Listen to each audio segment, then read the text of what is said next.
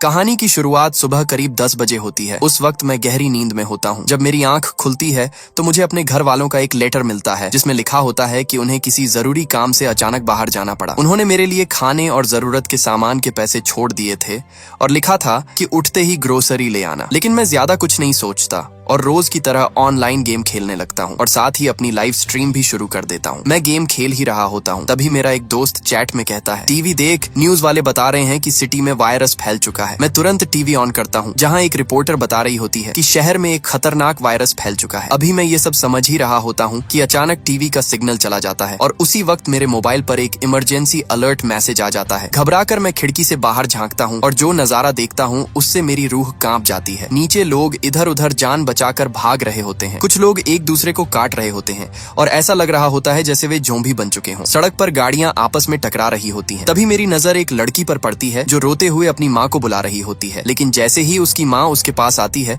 वह लड़की अचानक ज़ोंबी बन जाती है और अपनी माँ पर हमला कर देती है। उसी पल मेरे पास वाले फ्लैट से भी अजीब और डरावनी आवाजें आने लगती हैं और तब मुझे एहसास होता है कि मेरे पड़ोसी भी इस ज़ोंबी वायरस का शिकार हो चुके हैं। जब मैंने देखने के लिए अपने रूम का दरवाजा खोला तो मेरा पड़ोसी सांग चुल जबरदस्ती अंदर घुस आया और रहने की इजाजत मांगने लगा क्योंकि उसका बड़ा भाई ज़ोंबी बन चुका था। मैंने उसे बाहर निकालने की कोशिश की लेकिन सांग चुल किसी भी हालत में बाहर जाने को तैयार नहीं था। वह घबराई हुई आवाज में कहने लगा कि उसे बस बाथरूम जाना है। हालात खराब थे और बाहर का मंजर और भी डरावना लग रहा था, इसलिए मजबूरी में मैंने उसे बाथरूम इस्तेमाल करने दिया, इस शर्त पर कि काम खत्म होते ही वह तुरंत चला जाएगा। उसी दौरान टीवी पर खबर चल रही थी कि लोग एक खतरनाक वायरस की वजह से बदल रहे हैं जो अब सिर्फ सिटी तक सीमित नहीं रहा बल्कि पूरे देश में तेजी से फैल चुका है। रिपोर्टर बता रहा था कि इस वायरस से लोग बेहद हिंसक हो जाते हैं, उनकी आंखों से खून आने लगता है और वे पूरी तरह ज़ोंबी में बदल जाते हैं। मैंने हालात समझते हुए फटाफट एक चाकू उठा लिया। जैसे ही सांग चुल बाथरूम से बाहर आया, मेरी नजर उसके हाथ पर पड़े अजीब से निशान पर गई और मैंने तुरंत उस पर चाकू तान दिया। सांग चुल बार बार कसम खा रहा था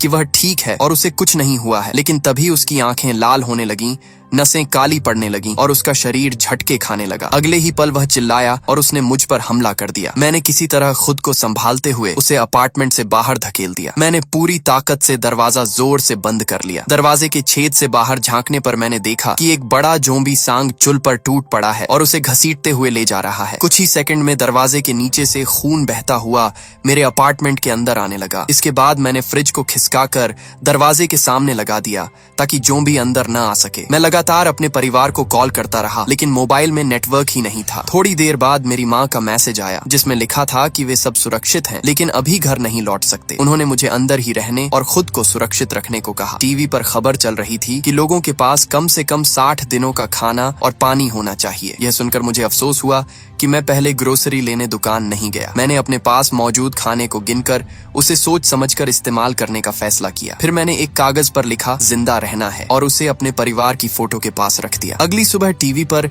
एक प्रोफेसर ने बताया कि यह वायरस इंसानों को ज़ोंबी में बदल रहा है और इसका असर सीधे दिमाग पर पड़ता है। फोन अब भी काम नहीं कर रहा था लेकिन सोशल मीडिया पर लोग अपने घर का पता लिखकर मदद मांग रहे थे और अलाइव लिखकर पोस्ट कर रहे थे। मैंने भी अपने पते के साथ एक फोटो डाली और आई मस्ट सर्वाइव लिखकर पोस्ट कर दी। उसी समय मैंने एक वीडियो देखा जिसमें एक आदमी ऊंची इमारत की खिड़की से बाहर लटका हुआ था और बेहतर सिग्नल पाने के लिए लाइव स्ट्रीम कर रहा था। कुछ ही सेकंड बाद वह नीचे गिर गया और वीडियो वहीं खत्म हो गया। तभी मेरे दिमाग में एक आइडिया आया। मैंने अपना ड्रोन बाहर उड़ाया ताकि अपनी बिल्डिंग के बाकी अपार्टमेंट में कोई जिंदा बचा है या नहीं वो देख सकूं। ड्रोन की कैमरा फीड में साफ दिख रहा था कि लगभग सभी फ्लैट में ज़ोंबी घूम रहे हैं। तभी गलती से पापा को कॉल लग गया जिससे ड्रोन की बैटरी जल्दी खत्म हो गई और मुझे उसे वापस बुलाना पड़ा। इसके बाद खुद को शांत रखने के लिए मैंने ऑनलाइन गेम खेलने की कोशिश की लेकिन तब तक इंटरनेट भी बंद हो चुका था। शाम होते ही एक तेज कार अलार्म की आवाज से मैं चौंक गया। मैंने खिड़की से बाहर झांक कर देखा तो नीचे एक पुलिस वाली अपने ही साथियों पर गोली चला रही थी जो अब ज़ोंबी बन चुके थे। थोड़ी देर में उसकी गोलियां खत्म हो गईं। जैसे ही वह दोबारा गोलियां भरने लगी, ज़ोंबी उस पर टूट पड़े। उन्होंने उसे घेर घेर लिया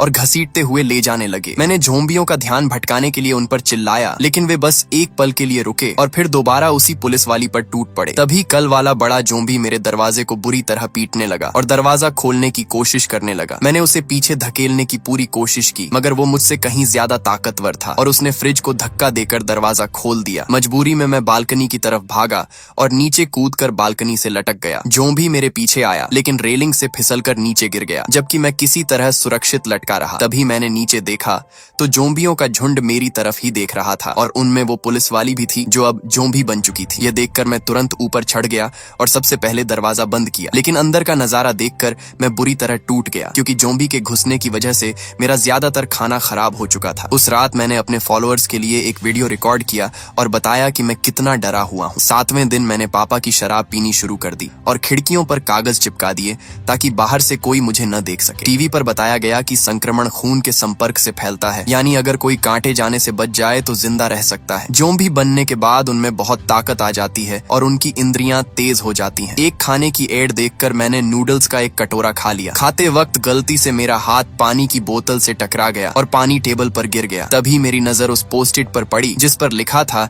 कि यही मेरा आखिरी खाना है। मैंने नल से हाथ धोने की कोशिश की, लेकिन पूरे अपार्टमेंट में पानी बंद था। मजबूरी में मुझे टेबल पर गिरा वही पानी पीना पड़ा। 10वें दिन मैंने एक और वीडियो रिकॉर्ड किया और बताया कि टीवी पर आने वाले मैसेज मुझे परेशान कर रहे हैं, जिनमें बस घर के अंदर रहने को कहा जा रहा है। मैं बाहर निकलना चाहता था, लेकिन बाहर अब भी ज़ोंबी भरे पड़े थे। तभी मुझे याद आया कि एक इमरजेंसी ऐप में रेडियो फीचर होता है, जिसमें ऑडियो जैक को एंटीना की तरह इस्तेमाल किया जा सकता है, लेकिन मेरे पास सिर्फ वायरलेस ईयरफोन थे। 15वें दिन खुद को संभालने के लिए मैं अपार्टमेंट में अकेले नाचने लगा। तभी मुझे एक आवाज सुनाई दी और एक पल के लिए मुझे लगा कि मेरा परिवार वापस आ गया है, लेकिन यह खुशी सिर्फ कुछ सेकंड की थी, क्योंकि अगले ही पल मुझे समझ आ गया कि मैं सपना देख रहा था। मैं पूरी तरह टूट गया और जमीन पर गिरकर रोने लगा। तभी अचानक एक वॉइस मैसेज आया और मैं खुश हो गया, क्योंकि वो मेरी माँ का वॉइस मैसेज था। मैसेज में वो मुझे घर के अंदर रहने को कह रही थी, लेकिन इंटरनेट अच्छा न होने की वजह से मैं पूरी बात सुन नहीं पाया। उस वीडियो वाले आदमी की तरह मैंने भी सेल्फी स्टिक उठाई और बालकनी में खड़ा होकर मैसेज सुनने लगा, जबकि नीचे ज़ोंबी मेरे गिरने का इंतजार कर रहे थे। अब मैं मैसेज अच्छे से सुन पा रहा था, लेकिन तभी बैकग्राउंड में ज़ोंबियों की चीखें सुनाई दी और वॉइस मैसेज वहीं खत्म हो गया। ये सुनकर मुझे एहसास हो गया कि मेरा परिवार अब इस दुनिया में नहीं रहा। ये सुनकर मैं पूरी तरह टूट गया और लिविंग रूम की सारी चीजें तोड़ने लगा, लेकिन इससे भी मेरा गुस्सा कम नहीं हुआ। मैं बाहर निकला और एक ज़ोंबी को गोल्फ क्लब से तब तक मारता रहा जब तक कि वह मर नहीं गया। उसके बाद मैं जोर से चिल्लाया। मैं थोड़ा आगे बढ़ा, तभी मुझे ज़ोंबी बना हुआ सांगचुल दिखा, लेकिन मेरे चिल्लाने की वजह से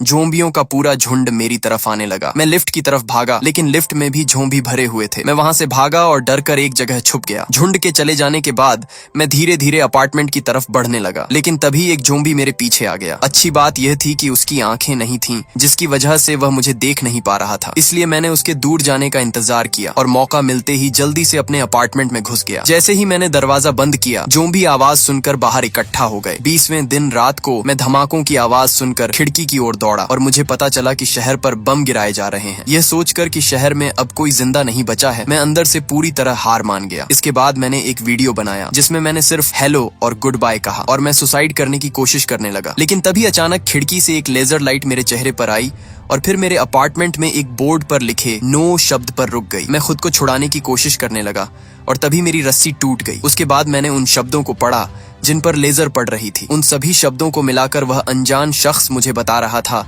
कि बेवकूफ मत बनो। जब मैंने बाहर देखा तो मुझे पता चला कि सामने वाले अपार्टमेंट में यूबिन नाम की एक लड़की दूरबीन से मुझे देख रही थी। हाथ के इशारों से हमने तय किया कि हम सुबह 7 बजे फिर मिलेंगे। यूबिन के घर की झलक देखकर लगा कि वह बहुत व्यवस्थित है और उसके पास जीने के लिए जरूरी कई चीजें हैं। उसने दरवाजे के पास एक फंदा भी लगाया हुआ था ताकि ज़ोंबी पर हमला कर सके। अगली सुबह मैं 11 बजे सोकर उठा। वो मुझसे बात नहीं करना चाहती थी क्योंकि मैंने 7 बजे का वादा तोड़ा था, लेकिन यूबिन ने मुझ पर तरस खाया और वह फिर भी मुझसे बात करने आ गई। इशारों और फोन के जरिए हमने एक दूसरे को अपना नाम बताया और कुछ बातें की। तभी यूबिन को एक आवाज सुनाई दी और उसने मुझसे कहा कि हम फिर 7 बजे मिलेंगे। फिर उसने अपनी कुल्हाड़ी उठाई और मुड़कर देखा कि एक जोम्बी उसके फंदे में फंसा हुआ है। थोड़ी हिम्मत जुटाने के बाद उसने उसे मार दिया। उस रात बारिश शुरू हो गई तो मैंने और यूबिन ने पानी जमा करने के लिए अपने अपने बर्तन बाहर रख दिए। यूबिन ने अपना पौधा भी बाहर रख दिया ताकि उसे भी पानी मिल सके। जब उसने मेरी बिल्डिंग की तरफ ध्यान से देखा तो उसे समझ आ गया कि 8वीं मंजिल पूरी तरह खाली है। अगली सुबह मैं जल्दी उठ गया, लेकिन भूख की वजह से मेरी हालत खराब थी। यूबिन ने यह देख लिया। उसने रस्सी से एक गेंद बांधकर मेरी बालकनी की तरफ फेंकने की कोशिश की, लेकिन वह नीचे गिर गई। तब मैंने अपने ड्रोन की मदद से रस्सी उसकी तरफ भेजी। जब दोनों तरफ रस्सी अच्छे से बंध गई तो यूबिन ने खाने से भरा एक बैग भेजा जिस पर एक नोट था, धीरे धीरे खाना। उसी वक्त मैंने देखा कि वही गेंद वाली रस्सी नीचे एक जोम्बी फायरमैन के हाथ लग गई है। वह रस्सी खींचने लगा। दूसरी तरफ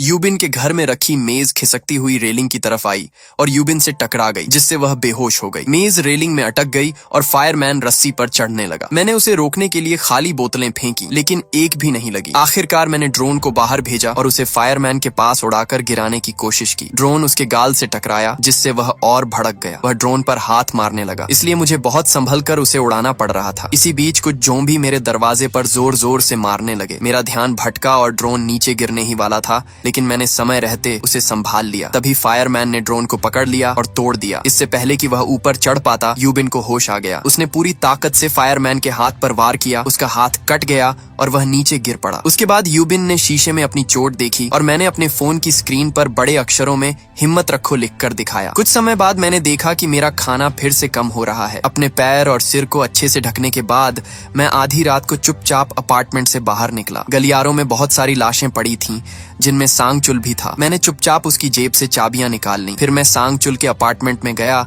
और वहां से फ्रिज का खाना, कुछ हेडफोन, एक जैकेट और वॉकी टॉकी ले लिया। इसके बाद मैंने बिस्तर पर कुछ अजीब देखा। जैसे ही मैंने चादर हटाई, वहां एक औरत की लाश पड़ी थी। उसी पल सांगचुल के जोम्बी भाई ने मुझ पर हमला कर दिया और मुझे जमीन पर गिरा दिया। मैंने उस लाश को ढाल की तरह इस्तेमाल किया और किसी तरह लुढ़क कर दूर हट गया। जोम्बी ने मेरा पीछा किया, लेकिन मैंने एक लोहे की रॉड फेंक कर उसे धीमा कर दिया। मैं तुरंत बाहर निकला और दरवाजा बंद कर दिया ताकि मैं सुरक्षित अपने अपार्टमेंट लौट सकूं। पेट भरने के बाद मैंने हेडफोन की तार काट दी ताकि ऑडियो जैक को एंटीना की तरह इस्तेमाल कर सकूं, लेकिन अफसोस कि रेडियो ऐप काम नहीं कर रहा था। फिर मैंने रस्सी से वो बैग वापस यूबिन के पास भेजा, जिसमें एक वॉकी टॉकी और पड़ोसी का थोड़ा खाना था। वॉकी टॉकी पर हमने कुछ देर बात की और एक दूसरे को हिम्मत दी। बातों बातों में मुझे पता चला कि यूबिन ने भी सुसाइड करने के बारे में सोचा था। दोपहर में हम दोनों ने एक ही समय नूडल्स बनाए ताकि ऐसा लगे कि हम साथ में खाना खा रहे हैं। हम पूरी दोपहर बात करते रहे और यूबिन ने बताया कि उसे ऊंचाई से डर लगता है क्योंकि बचपन में हाइकिंग करते समय वह गिर गई थी। तभी हमें एक आवाज सुनाई दी। पहले हमें लगा कि बारिश हो रही है, लेकिन बाहर देखने पर पता चला कि आसपास के सारे जोम्बी पागलों की तरह एक दिशा में दौड़ रहे हैं। जोम्बी धीरे धीरे हमारी इमारतों के अंदर घुसने लगे, इसलिए हम दोनों जमीन पर बिल्कुल चुपचाप लेट गए।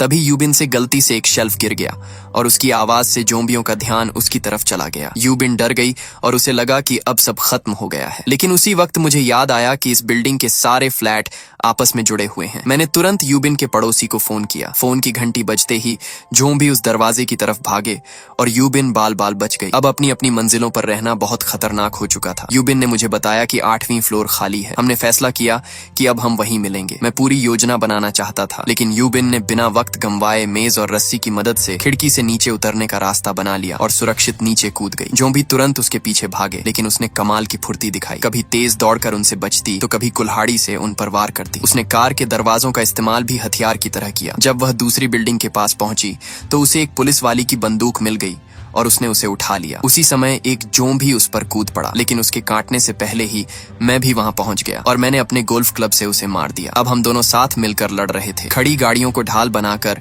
हम जोम्बियों से बचते हुए बिल्डिंग की तरफ बढ़े। अंदर पहुंचते ही हमने दरवाजा बंद कर दिया और कांच टूटने से ठीक पहले लिफ्ट में घुस गए। कुछ ही पल में हम 8वीं मंजिल पर पहुंच गए और किसी खुले अपार्टमेंट की तलाश करने लगे। तभी अचानक हमें एक आवाज सुनाई दी और हमें एहसास हो गया कि इन गलियारों में भी जोम्बी मौजूद हैं। यूबिन किसी खुले दरवाजे की तलाश में दौड़ी, जबकि मैंने जोम्बियों को रोकने के लिए गलियारे में पड़ा कुछ सामान रास्ते में गिरा दिया। उसी पल एक दरवाजा खुला और एक नकाबपोश आदमी बाहर आया। उसने यूबिन को खींचा और अपने अपार्टमेंट के अंदर कर लिया। फिर उसने जोम्बियों पर एक स्मोक बम फेंका ताकि मैं भी दौड़कर अंदर आ सकूं। उसने तुरंत दरवाजा बंद कर लिया। यूबिन थोड़ी सतर्क थी क्योंकि यह जगह खाली होनी चाहिए थी, लेकिन वह आदमी हमारे साथ अच्छा बर्ताव कर रहा था और उसने अपना खाना और पानी भी हमारे साथ बांटा। उसने एक बड़ी खबर भी दी कि इतनी ऊंची मंजिल पर होने की वजह से उसे कभी कभी रेडियो सिग्नल मिल जाता है। उसने सुना था कि जल्द ही एक रेस्क्यू टीम आने वाली है। यह सुनकर हम दोनों बहुत खुश हुए, लेकिन तभी अचानक मुझे चक्कर आने लगे और मैं बेहोश हो गया, क्योंकि उस आदमी ने हमारे पानी में नशीली दवा मिला दी थी। यूबिन ने सिर्फ एक घूंट पिया था, इसलिए उसे बस हल्का नशा हुआ था। उस आदमी ने उसके हाथ बांध दिए और उसे घसीट कर दूसरे कमरे में ले गया, जहां उसने उसे अपनी झोंबी बनी पत्नी के साथ बंद कर दिया। दीवारों पर लगा खून चीख चीख कर बता रहा था